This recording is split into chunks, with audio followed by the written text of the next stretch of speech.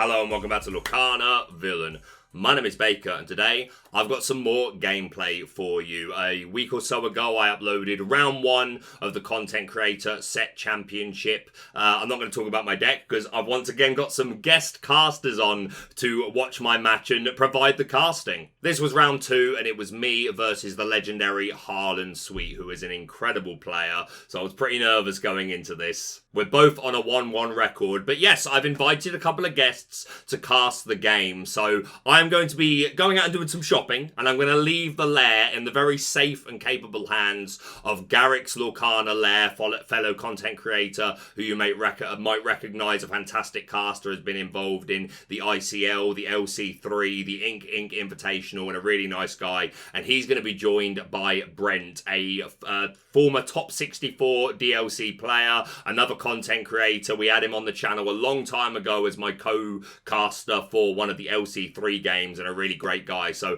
I was really excited for the concept of these two coming in to cast my game. So I'm going to hand over to them. A shout out to the channel sponsor, Cardmarket. If you're looking for Lorcana singles at competitive rates, then check out Cardmarket. I've just remembered one more thing. At one point in the match, Brent says that it's 2-game format, and he also says that me and Harlan are 1-1 at this point in time. That's my fault. I didn't properly explain the context of the match. This is round 2. It is best of 3, and we're both on a 1-1 record. So when you hear Brent say that, that's my fault. Let's get into it.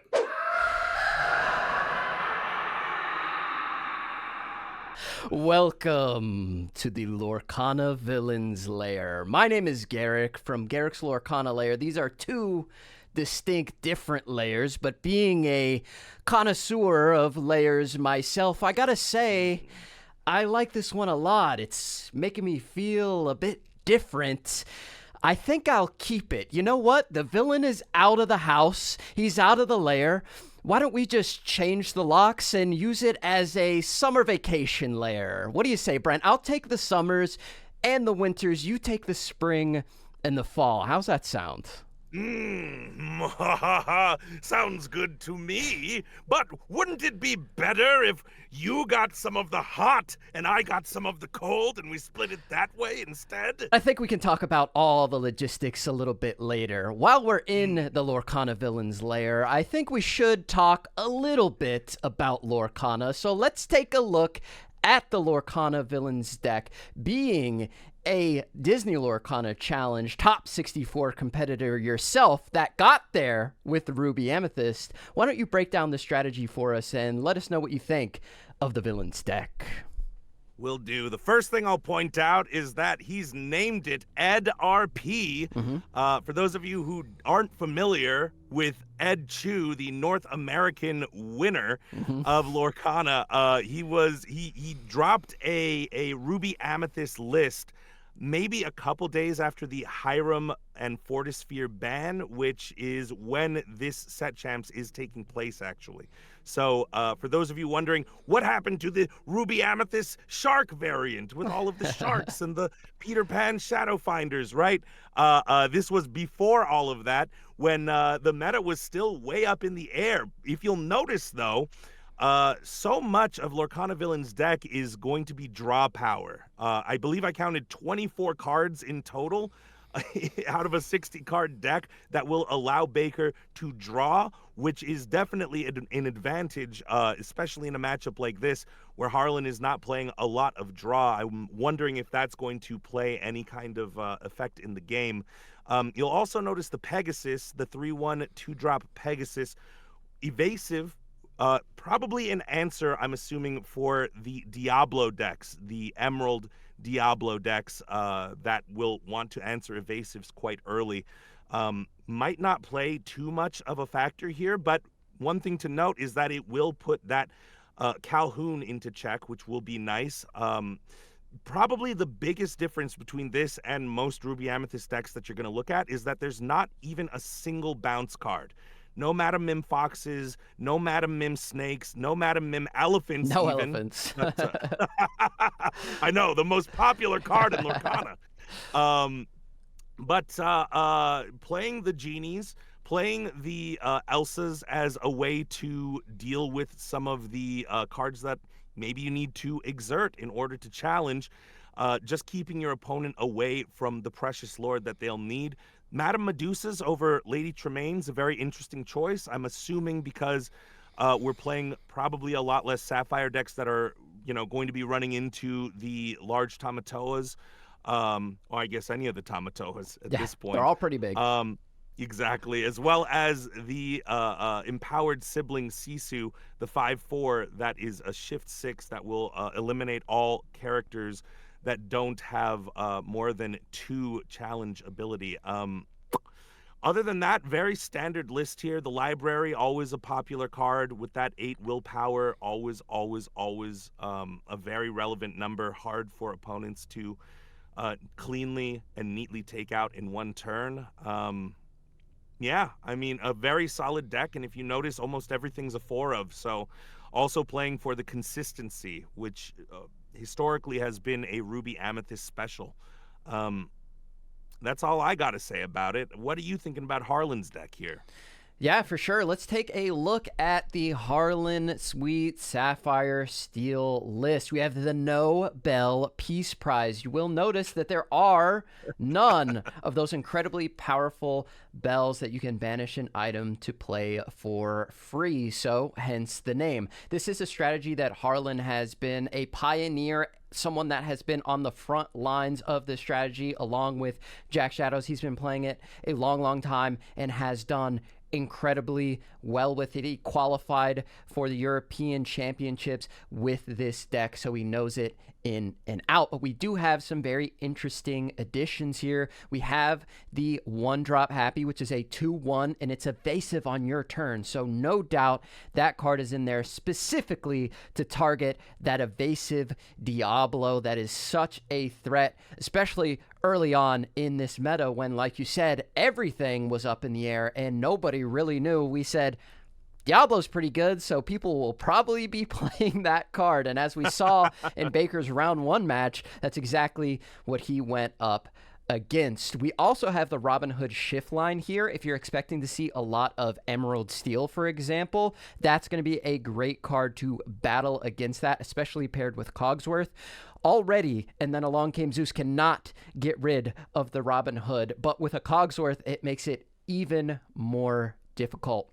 Of course, you have the Calhouns. That's a great card to play on the draw, but what you really want to do with this deck is find your curve. You want to play your 1-drop, you want to play your 2-drop, then you want to Alice, then you want to Pluto. That's really how you win this game, especially on the play. It feels like it's unbeatable if you're able to get that, because when Alice quests, she can give the Pluto ward, which means you cannot remove it with hard removal. You cannot return it to your opponent's hand. It's got to stick there, and you have to get rid of it the old-fashioned way. Of course, we have Pete, Games Referee, one of the most difficult cards for Ruby decks to deal with. And we also have 3 of the McDuck Manor and 3 of the Seven Dwarf Mine, which I think is a really good inclusion. Of course, the McDuck Manor, extremely hard to get rid of. It has 9 willpower, it gains 2 lore, it puts a clock on your opponent like no other card in the game.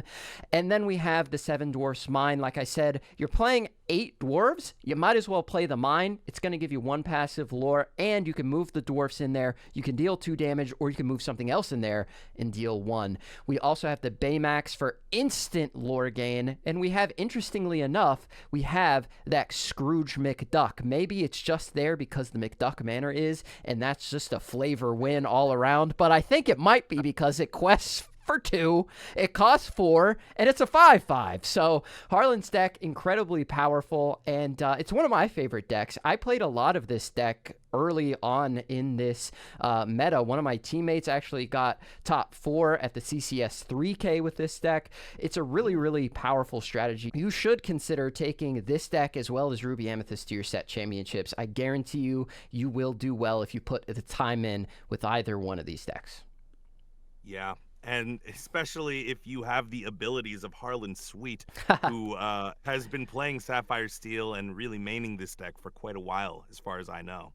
Yeah, for sure. And of course, the Lorcana Villain has been on that Ruby Amethyst strategy since day one. So we have two real loyalists to their deck and two high-level players in their own right. They're going to a content creators exclusive set championships, but just because they're content creators doesn't mean that they're not great players. Both of these players are menaces at the top tables. They can fling cardboard like nobody else. Trust me on that. What do you say we get into the match here, Garrick? Yeah, let's get right into game number one.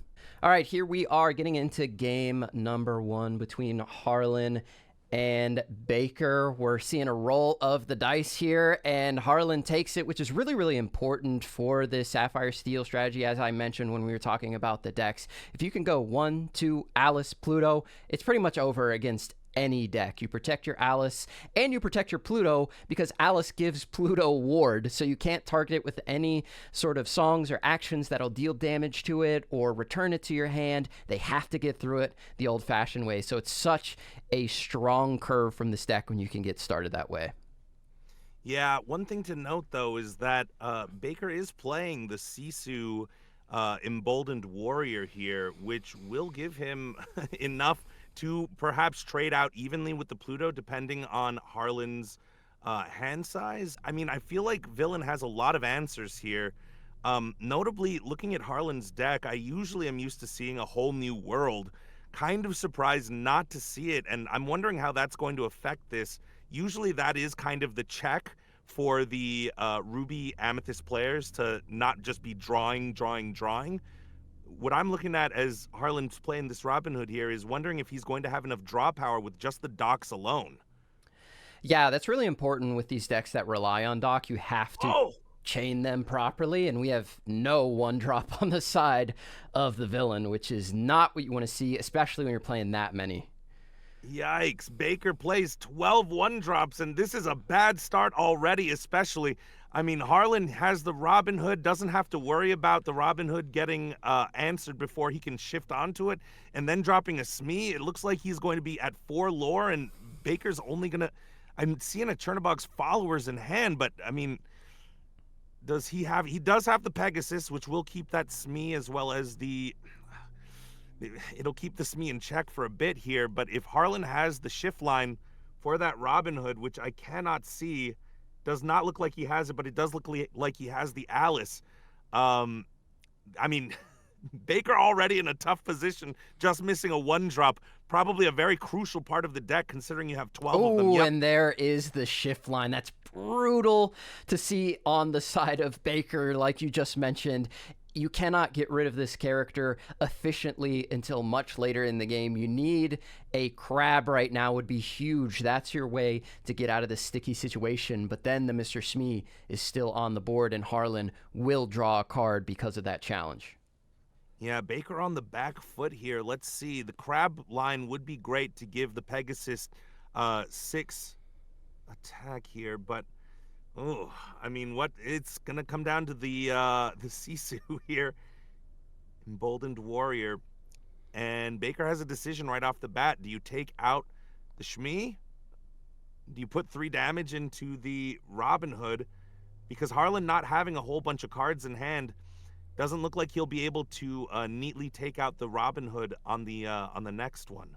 Yeah, opts to go with the Smee. I think that's a pretty good choice. You need to get that lore off the board. Right now, you're playing the control side of this while Harlan is trying to play the beatdown, and beating Baker down is exactly what he's doing right now. The Robin Hood on turn 3 is such a problem when you are on the draw as the Ruby Amethyst player. And now the Alice comes down. I'm seeing in Harlan's hand, I believe he has the Gantu as well as the Micduck Manor, which are only going to apply more pressure to Baker. Baker goes ahead and inks the Magic Broom, plays down the Merlin Goat. We gain the lore. We are on the board, and the goat will help you battle for the board at least a little bit. We are going to go ahead and quest here, as the challenge isn't super great. I mean, what are you going to put some damage on the Robin Hood and leave your Sisu out there to dry?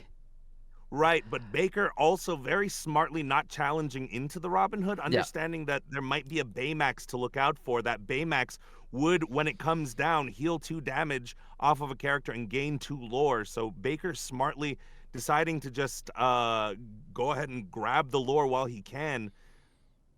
This is a dangerous position, though. Man, it's not looking good, because if Harlan quests everything out here, with the Alice's ability, he'll be able to get up to 12 lore this turn. If he drops down a Gontu or the Micduck Manor hits the Inkwell.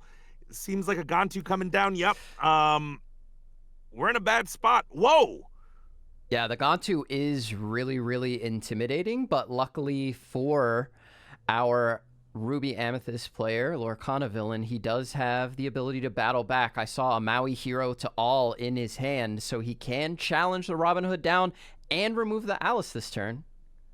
That's going to be a game changer. I'm wondering, I think Harlan just made a minor mistake here, not questing the Alice first and giving the ward and the lore to the Robin Hood first. Yeah.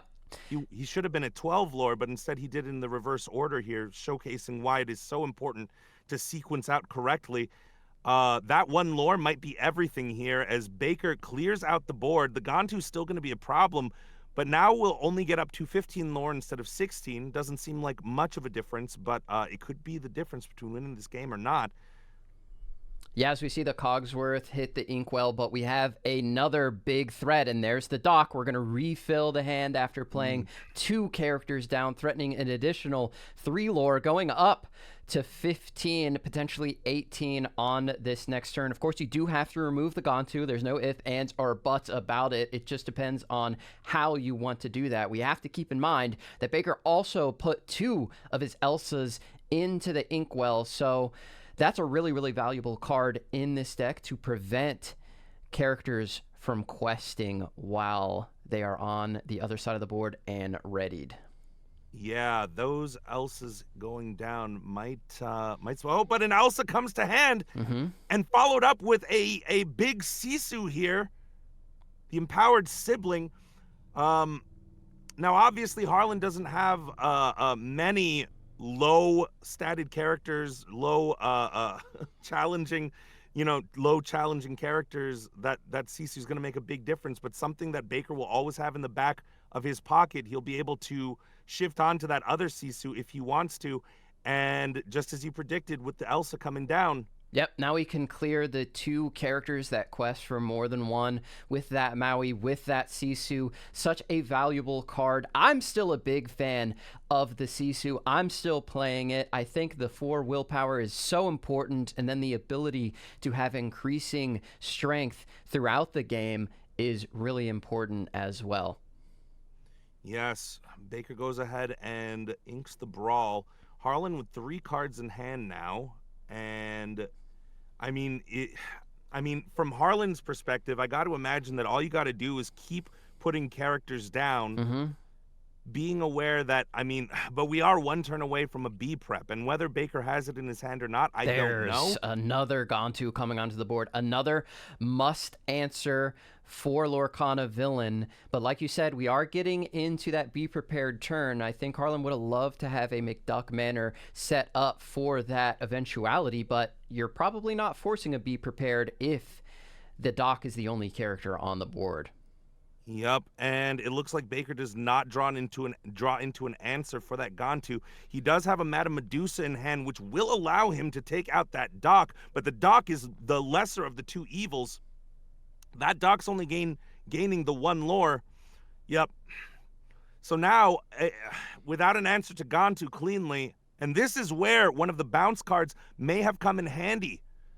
A Madame Mim Snake into the Elsa to grab the Elsa back, to then play back down the Elsa to force Gontu into an exerted position would have changed this whole match. I believe if Harlan has the Alice here, the game is pretty much over unless Baker can draw exactly into it. Let's see if he has that character or not. But Harlan also has the option to just keep playing. Yeah, go ahead. Baker does have the opportunity to play that Sisu, like you mentioned, if an Alice were to come down. That's another answer to it other than be prepared. But at this point, you do need be prepared. And like you mentioned, that one lore could be the difference in the game. If you had that lore, the game would be over at this point. So you're leaving the door open for Baker to potentially come back, not getting that Alice lore early on. And we're at 19. If Baker's got the answer, he's got the answer. But he needs to have be prepared right now or the game is going to end.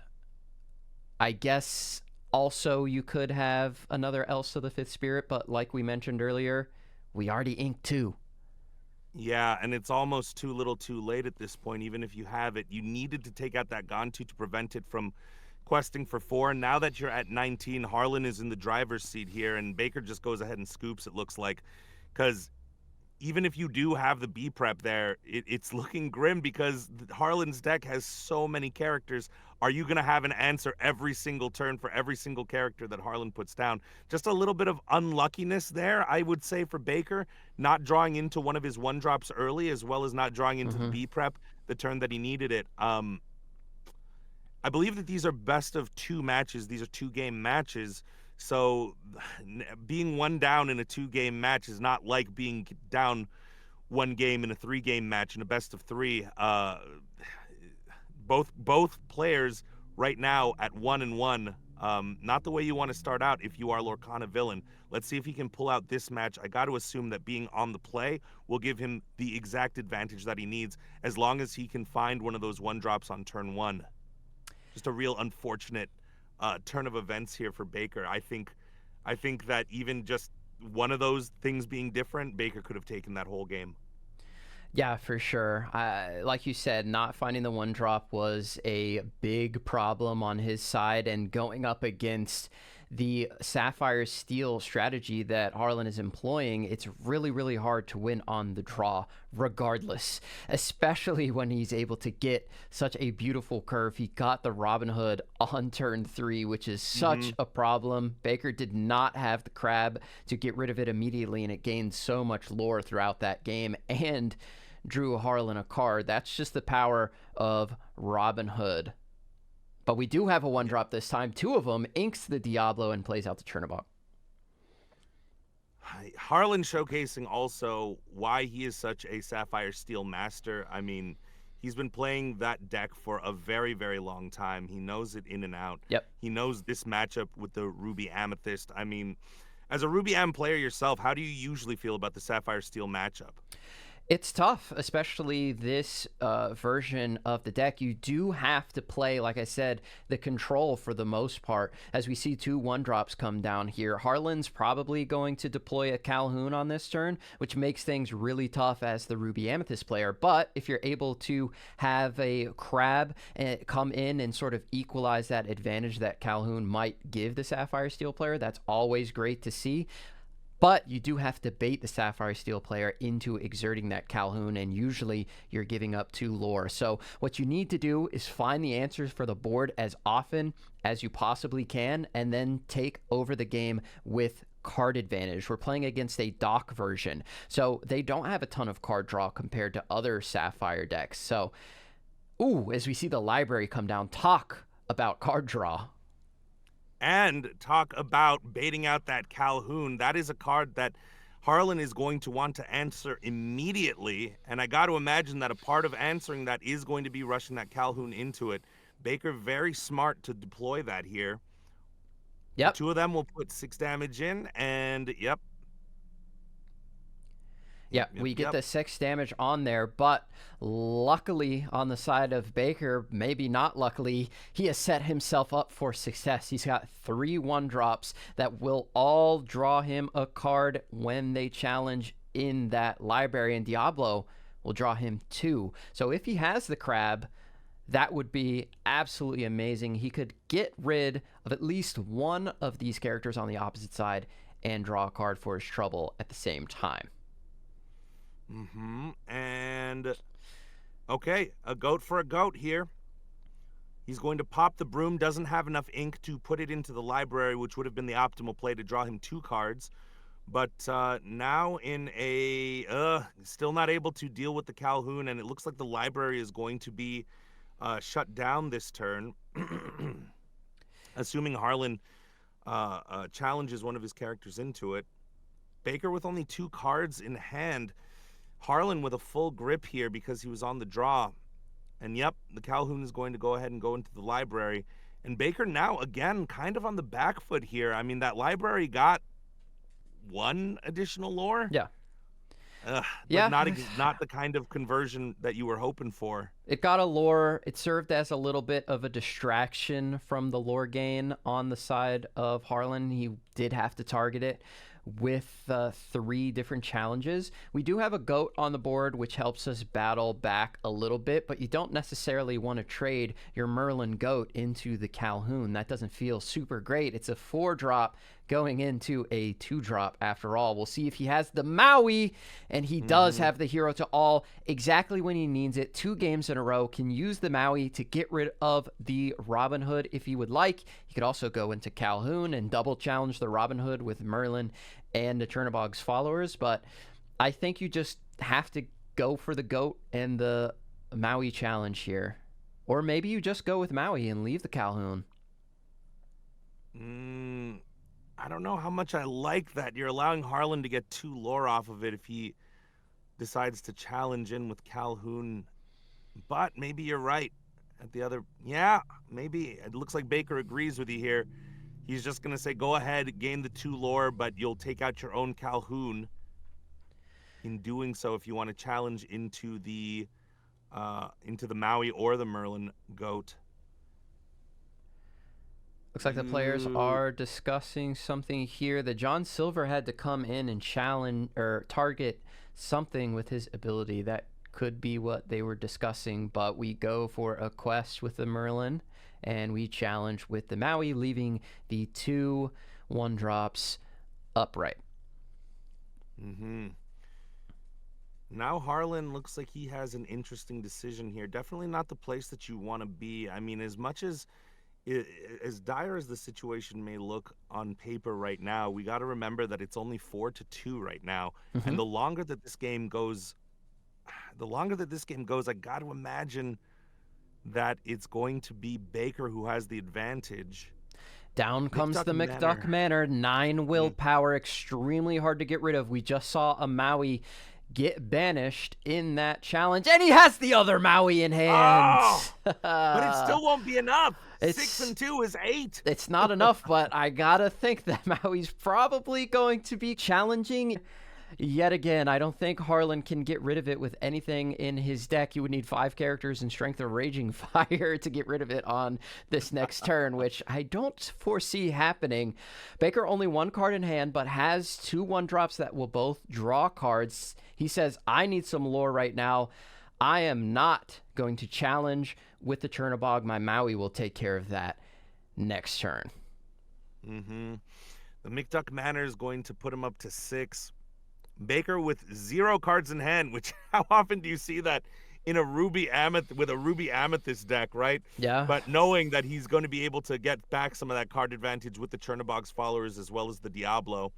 The Pluto's going to come down, but it's looking real grim here for Harlan.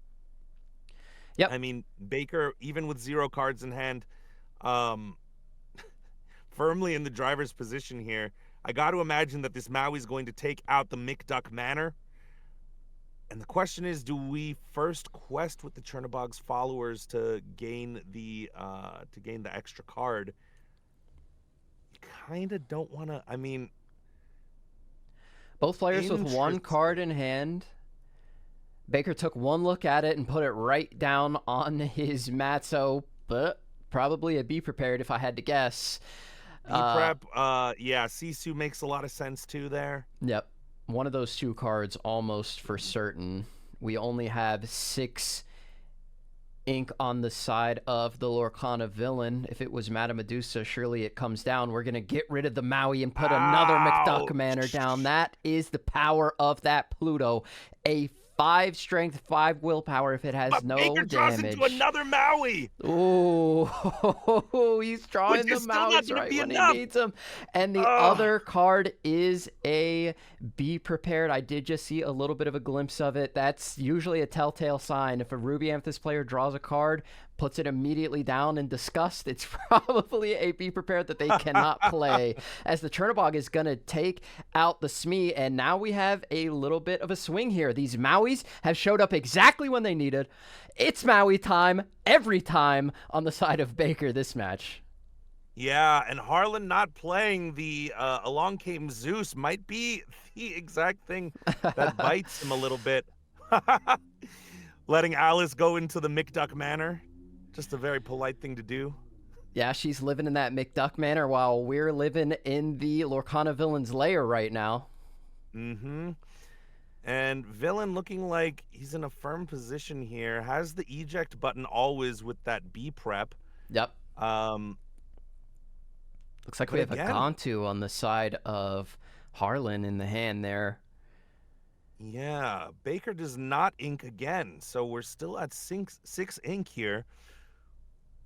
Will quest with the Alice, giving the Gantu ward. Yeah, I think that's a pretty good play. You quest here to gain the lore, sort of force your opponent to go for Be Prepared if they have it, because you don't necessarily want to give up 4 lore. But maybe there's a Lady Tremaine. You have to think about that as well. But I think getting in the lore while you have it, instead of waiting a turn, that's just the juiciest Be Prepared of all time. We have a ready Alice and a ready Gantu. I'm going to hit that big red button every single time without fail. And an interesting decision here, not to just play the B prep down, possibly afraid of McDuck Manors just hitting the board as soon as he does. Mm-hmm. But now you're letting your opponent get to 16, and that's some very dangerous territory if you are sitting in Baker's position, wondering what he's going to do here. Harlan also putting down the 7 Dwarves Mine, which will get him that passive 1 lore every single turn that it's not dealt with. And obviously the Maui will be able to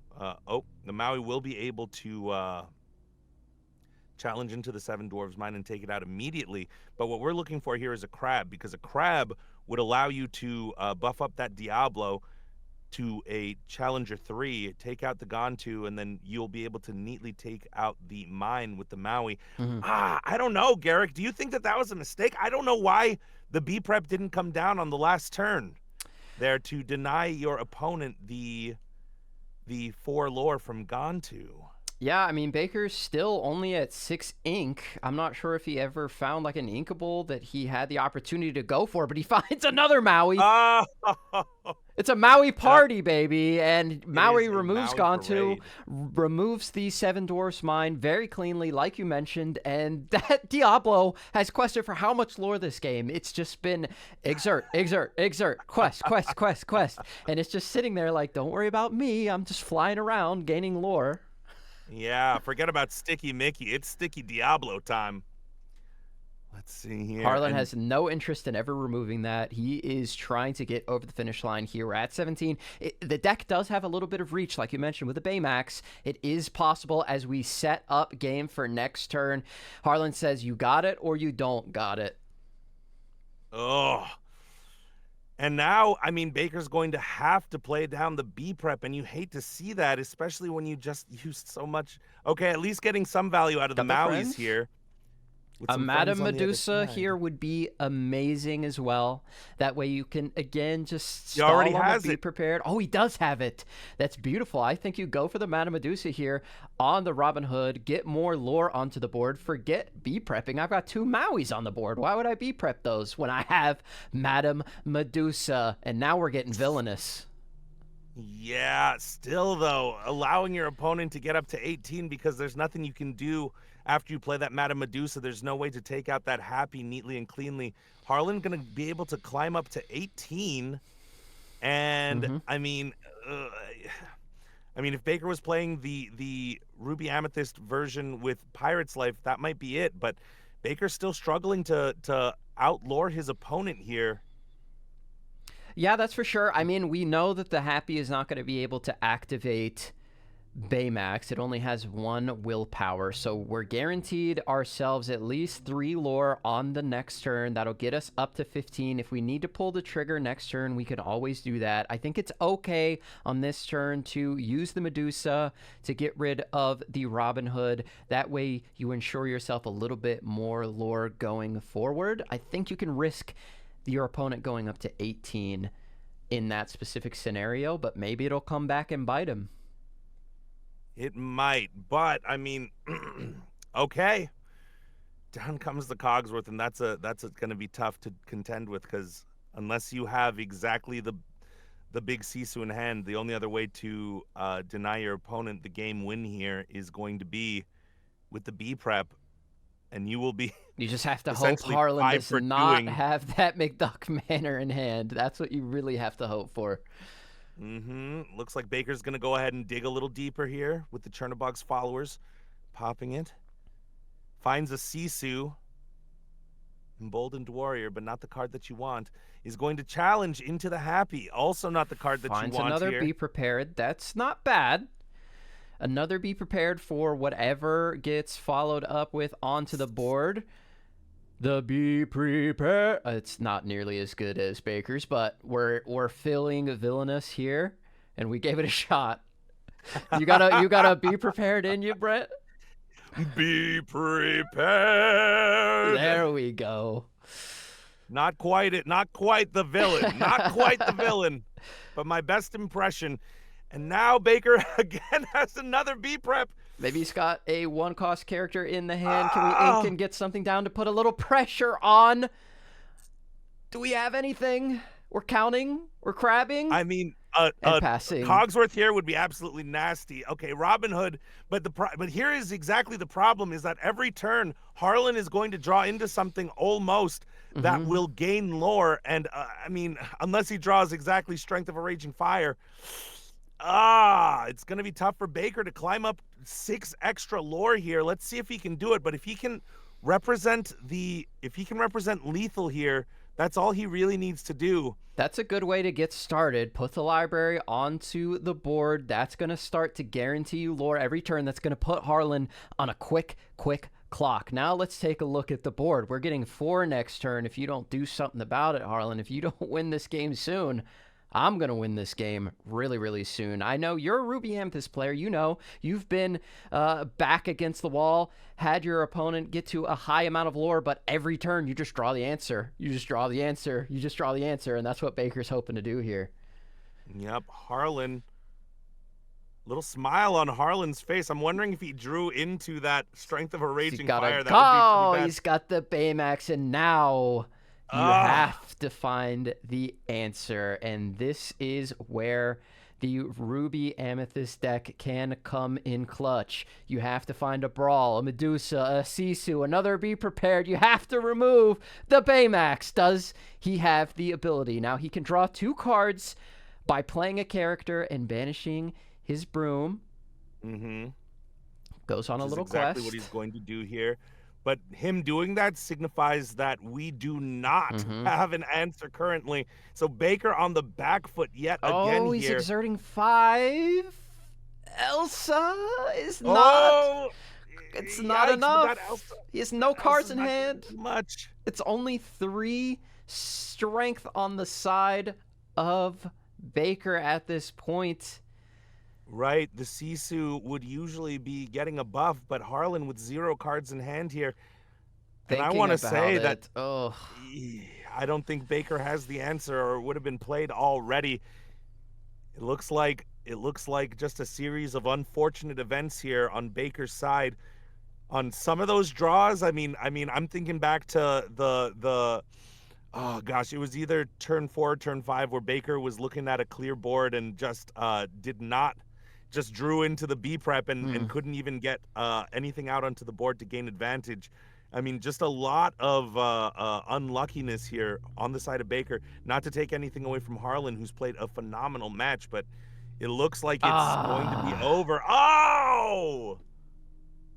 had the crab in hand. Look at that on the top of the And deck, just double shy. brawl. And there she is all the way at the bottom, both of them hiding away, not where they want to be found. Unfortunately, the crab could have helped clear the Baymax, but the Robin Hood was there, and the Robin Hood was enough. Maybe at the end of the day, maybe we hit the big red button if we have the 7 ink, but we go for the Madame Medusa play, and it turns out to not be enough. Baker, if he would have just found one of those brawls, he would have been sitting pretty, but it didn't work out that way. Congratulations to Harlan, moving on up 2-1. Baker taking the 0-2 loss to the very, very, very good Harlan on Sapphire Steel. Yeah, I mean, if looking back, I might be wondering if maybe Baker just did not have the ink to play the Be Prepared on the turn that Harlan dropped down the Gontu. That might have been one slight misplay. Other than that, I mean, the writing was kind of on the wall. What do you think of the matchup? What do you think? How are you feeling, man? Yeah, I mean, it is a tough matchup, especially when you're on the draw. Baker losing the dice roll to Harlan. You're already fighting an crazy uphill battle from that point because, like I've mentioned multiple times, if that deck is able to get their curve, they're almost unbeatable. And it's still a really, really good deck. Right now, it is a deck that you should consider bringing to your set championships. I think both of these decks are. But that KIWI Bird strategy that just gets on the board and gets lore so quickly and puts down threats that are so difficult to get rid of really, really makes your opponent think. They have to have so many different answers and options. They need characters with rush and high willpower and high strength to get rid of the characters with ward. They need the same thing to get rid of your McDuck manners. They need instant removal in the form of Brawl, and then along came Zeus to target those other characters. It's just, the deck poses a lot of threats, and it's really, really hard to answer them all. Yeah, and brilliant play from both players here. I mean, to me, whenever I've come up against Sapphire Steel, I never know exactly how to feel. It always feels like it's going to be about a 50-50 from Ruby Amethyst into Sapphire Steel, and especially now with the Hyrams and Fortispheres removed. I got to imagine that number is probably even closer to 50-50, but yeah. Great gameplay from both players. Baker maybe could have used a couple other lines to make it even closer. However, that's just speculation. And we did watch Baker struggle also against the luck of the draw today. I mean, nothing you can do. Harlan curved out extraordinarily well, knew exactly what to do, even when it got scary for him in that second game. And I mean, a well-deserved 2 wins here. My heart goes out to Baker, though.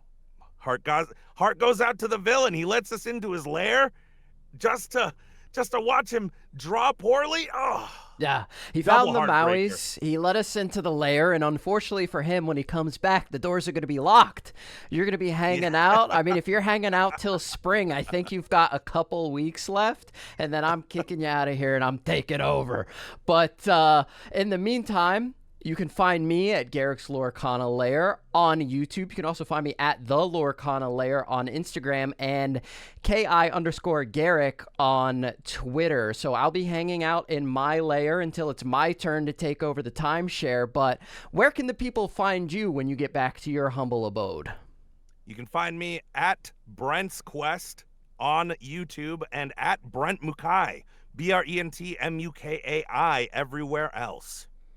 Awesome. Well, thank you to the Lorcana Villain for gifting us his precious lair. We really do appreciate it. We're sorry that we had to take it, but we're feeling a little villainous ourselves.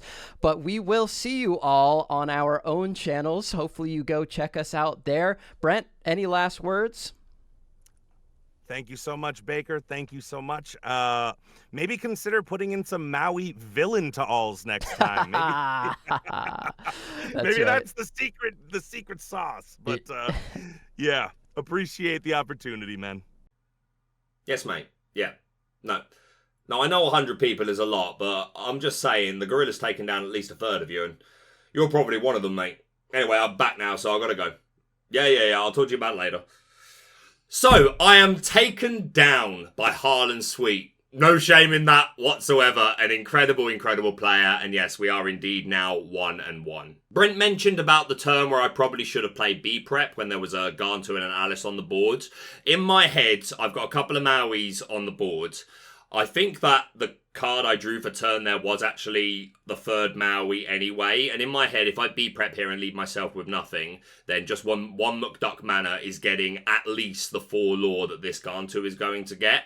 So in my head, like, this was the best way to play to my out, because I felt like I could deal with him getting up to 18 and hopefully keep him off of it. He didn't have that many resources. I'm not sure if it was the right decision or not. Let me know down below. But yeah, in my head, I was like, if I play this B-Prep now, that's 2 of my Maui's gone. I think I would have had to have inked the third. In my head, I also would have been thinking, well, I've seen 2 or 3 now. I doubt I'm going to see many more Maui. So I felt like I would just lose to a McDuck mana coming down. I know he's got the mine as well. Whereas I felt like, okay, at least I can take care of this Gantu after it quests to 18. So not sure if it was the right decision. Nonetheless, it was a pleasure to play Harlan Sweet. But that's it from me for now. The boys will be linked down below. Please go and check them out. And a huge thank you to them for coming on the channel.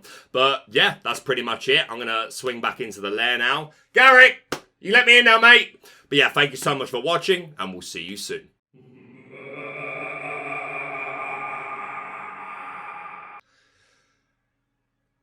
Garrick. Brent.